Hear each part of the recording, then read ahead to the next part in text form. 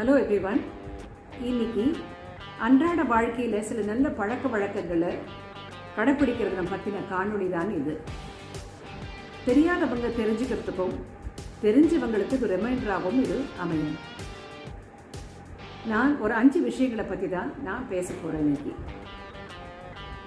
முக்கியமாக காலையில் நம்ம எல்லாரும் சீக்கிரம் எழுந்துக்கிற பழக்கத்தை நம்ம கடைப்பிடிக்கணும்.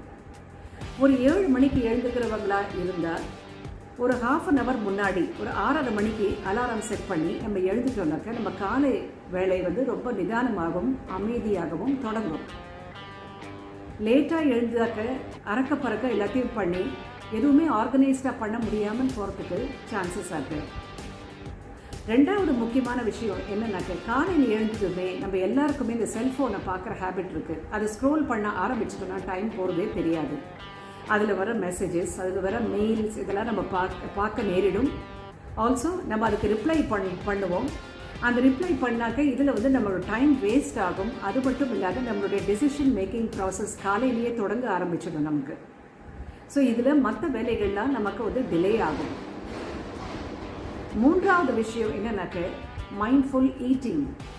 நம்ம சாப்பிடும்போது அறக்க பறக்க சாப்பிடாதக்கு, நின்றுண்டு சாப்பிடாத, டிவி செல்ஃபோனில் பேசிட்டு சாப்பிடாது, டிவி பார்த்துட்டு செல்ஃபோனில் பேசிகிட்டே சாப்பிடாதக்கு நம்ம அமைதியாக ஒரு இடத்துல உட்காந்து மென்று சாப்பிட்டோம்னாக்க நமக்கு நிறைய ஹெல்த் பெனிஃபிட்ஸ் நமக்கு இருக்குது. ஆல்சோ நம்ம டைஜஷன் ப்ராசஸ் நல்லா இம்ப்ரூவ் ஆகும். It's very good for our health. 4வது முக்கியமான விஷயம் என்னன்னாக்க வாக் அலோன். நடங்க, தனியாக நடங்க.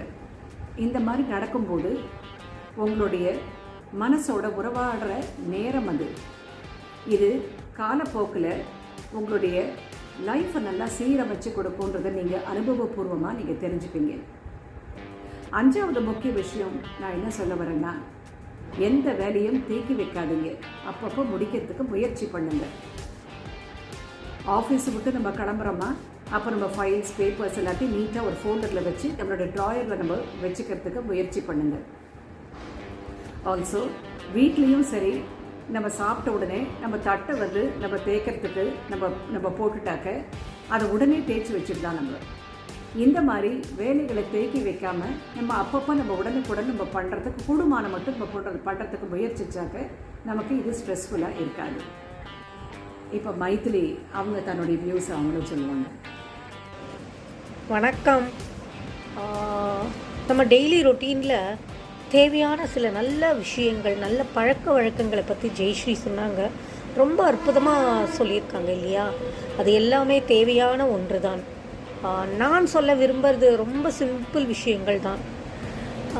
முதல்ல நாம் எழுந்துக்கும் போதே இந்த நாள் இனிய நாளாக அமையணும்னு நினச்சிண்டு மனசில் எந்தவித நெகட்டிவ் தாட்ஸும் இல்லாமல் அந்த நாள் இனிமையாக இருக்கணும்னு நினச்சிட்டு நம்ம எழுந்துக்கணும். அதுவே ஒரு பெரிய ஒரு விஷயம். அடுத்தது, நமக்கு கிடைச்சிருக்கிற ஒவ்வொரு நாளும் ஒரு வரப்பிரசாதம். அதுக்கு நம்ம படைத்த கடவுளுக்கு நிச்சயமாக நன்றி சொல்லணும். ஒரு தூங்கி எழுந்தவுடனே நமக்கு இந்த நாள் கிடைச்சிருக்கிறதுக்கு அவ்வளோ பெரிய பாக்கியம் செஞ்சுருக்கணும். ஸோ அதனால் அடுத்தது நம்ம செய்யக்கூடியது ஒரு நன்றி கடவுளுக்கு. அடுத்தது, நாம் ஜெயஸ்ரீ சொன்ன விஷயங்கள் எல்லாமே ரொம்ப தேவையானது. நான் அதை 100% ஆமோதிக்கிறேன். நாம் நம்ம சக மனிதர்களுக்கு கொடுக்கக்கூடிய சில விஷயங்கள் ஒரு அன்பு, பாசம், கனிவு இதெல்லாம் தான் இல்லையா? அது ரொம்ப தேவை லைஃப்க்கு. இன்னொன்று, நாம் எல்லாருமே ரொம்ப மறந்த விஷயம் ஒரு புன்சிரிப்பு. நம்ம சக மனிதர்களை பார்த்து ஒரு புன்சிரிப்பு, அந்த ஒரு சின்ன சிரிப்பு எவ்வளவோ இருக்கிற மனபாரங்கள், மன அழுத்தங்கள் இதெல்லாத்தையும் ஒரு நொடியில் போக்கிடுங்கிறது நான் கண்ட உண்மை.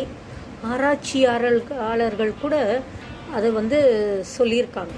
அனுபவபூர்வமாக ஆராய்ச்சிகள் மூலியமாக அதை ப்ரூவ் பண்ணியிருக்காங்க. ஸோ நம்ம சக மனிதர்களிடம் ஒரு பாசத்தை காமிச்சு ஒரு சின்ன புன்முறுவல், ஒரு புன் சிரிப்பு சிரித்தோம்னா அற்புதமான பல திருப்பங்களை கூட அது ஏற்படுத்தும். இன்னொன்று நம்ம மனுஷங்களை அடுத்தவர்களை புண்படுத்தாமல் இருக்கிறது. நம்ம அன்றாட வாழ்க்கையில் எவ்வளவுக்கு எவ்வளோ முடியுமோ நம்ம வார்த்தைகளை விடாமல் ஒரு அன்பாக பாசமாக பேசி பழகிறது தான் ரொம்பவே முக்கியம். இதையெல்லாம் நம்ம செஞ்சாலே அன்னன்னைக்கு வாழ்க்கை நமக்கு ரொம்ப இனிமையாக இருக்குங்கிறது சத்தியபூர்வமான உண்மை. இன்னொன்று ஜெயஸ்ரீ சொன்ன மாதிரி நாம் எந்த ஒரு வேலையையும் டென்ஷன் இல்லாமல் பண்ணோம்னா அது ரொம்ப சீக்கிரமும் முடியும், பர்ஃபெக்டாகவும் முடியும். இது என்னுடைய எக்ஸ்பீரியன்ஸ், பர்சனல் எக்ஸ்பீரியன்ஸ். ஸோ எந்த வேலையும் டென்ஷன் இல்லாமல் பண்ணுங்க.